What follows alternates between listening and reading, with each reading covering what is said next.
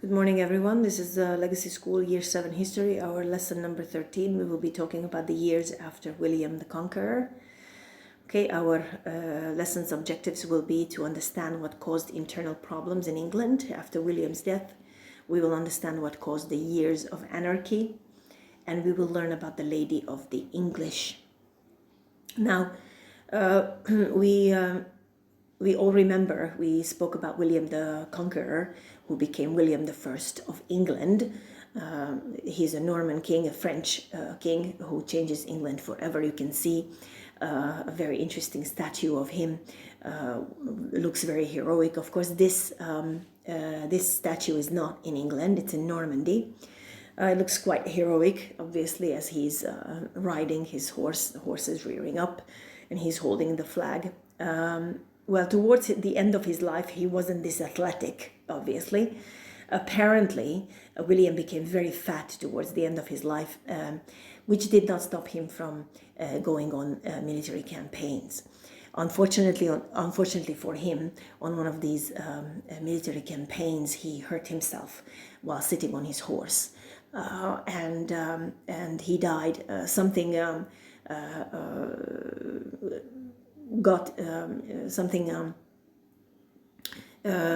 Injured him on his stomach, and he suffered bleeding, and a couple of weeks later he died. So he had 3 sons. As he died, it would have been normal to leave his kingdom, England and Normandy, to his oldest son, Robert. But he didn't like Robert at all. Just imagine, he didn't like his own son. He was even giving him nicknames, and he made fun of his own son. He gave him Normandy. He gave his middle son, William, England. And to his youngest son, he didn't really give anything except for some money. Right? So immediately he created the possibility of all these sons fighting against each other and claiming the throne for themselves. So after William the First, as we mentioned, his middle son William becomes William the Second, or with the nickname William Rufus.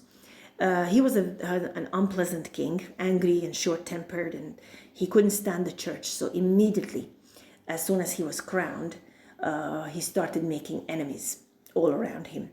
Now, very interestingly, is it surprising? I'm not sure. He got shot by an arrow during a hunting trip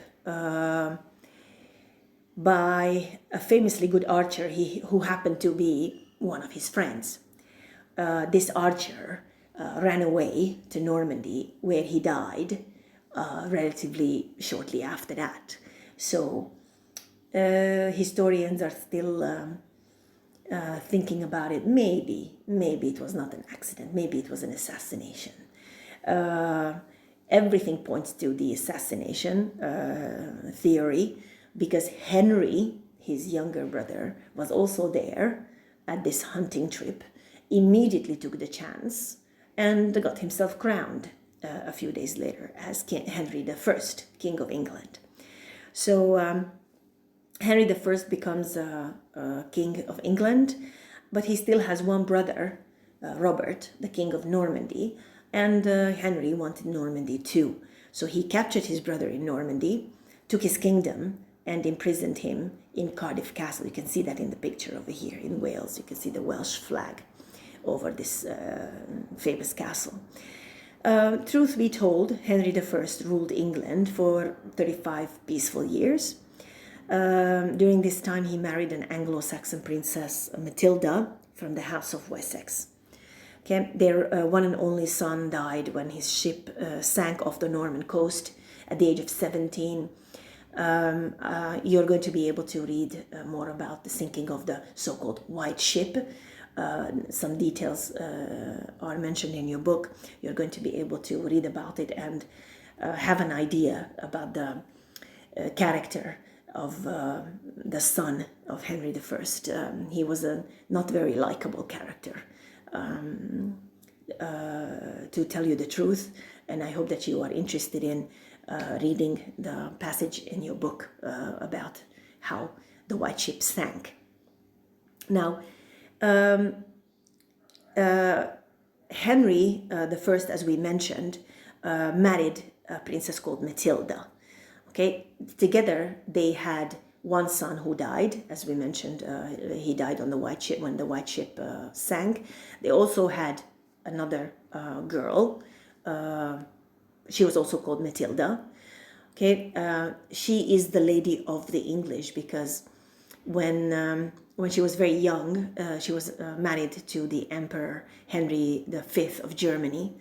She became an empress.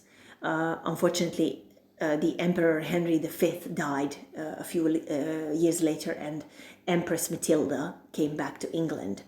She refused to be crowned as queen.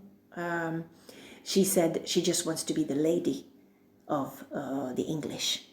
Okay, instead of that, instead of her, Stephen became king.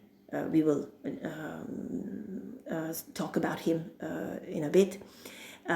Stephen was Henry the First, nephew of Henry the First. Stephen became king, but when Stephen died and he did not have a son, he recognized Matilda's son as his heir, and he becomes Henry the Second. Now, Matilda, Lady of the English, was a famous person in English history, and Matilda's gravestone says, "Here lies Matilda, the daughter, wife, and mother of Henry." Now, if you think about it, how interesting that is, right? Matilda was the daughter of Henry the First, okay?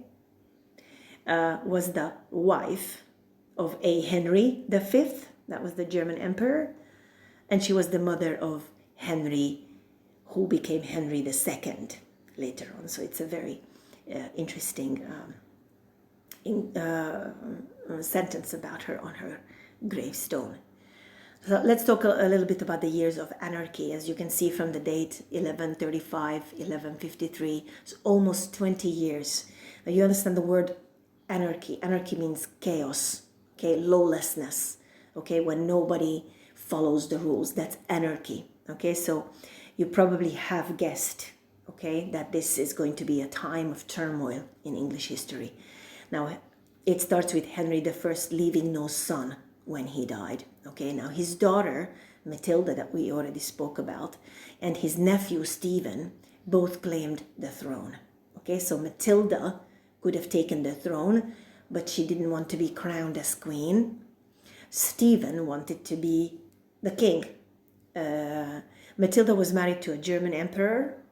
We mentioned that, so she was already an empress, Empress Matilda, but her husband died. We mentioned that. Stephen was popular and well liked by the people around England, and Matilda was seen arrogant. And the Norman lords, of course, did not want to be ruled by a woman. They thought it would not be nice if a man is getting orders from a woman.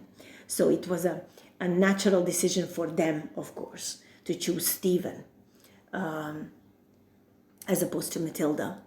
Now, while Matilda was in France, Stephen was crowned.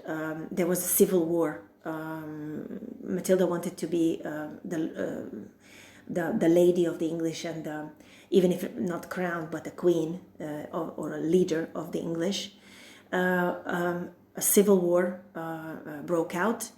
Stephen was crowned, and obviously the country was torn apart into two divisions. It was divided into supporters of Matilda and supporters of Stephen, of course. So this civil war created big chaos in the country. There was no law, no order. This is why we call it the years of the anarchy. Okay, and we have documented. We have a document writing about this period. The Anglo-Saxon Chronicle provides a picture of these dreadful years in a very detailed way. All right, so today we understood what caused the problems after William died. We spoke about Henry I and the Lady of the English, and we understood what the years of the anarchy and the Civil War, what this period means in English history. Please take notes from these slides, read pages 26 to 27 in your book, and answer the questions on page 27. This is the end of your second chapter. Please don't forget to go through the 2 pages after that, which includes a timeline and the glossary with all the necessary vocab that you are going to need for your revision sheet that is coming next, and hopefully I'll be able to assess you soon after that. Thank you very much. See you soon. Bye bye.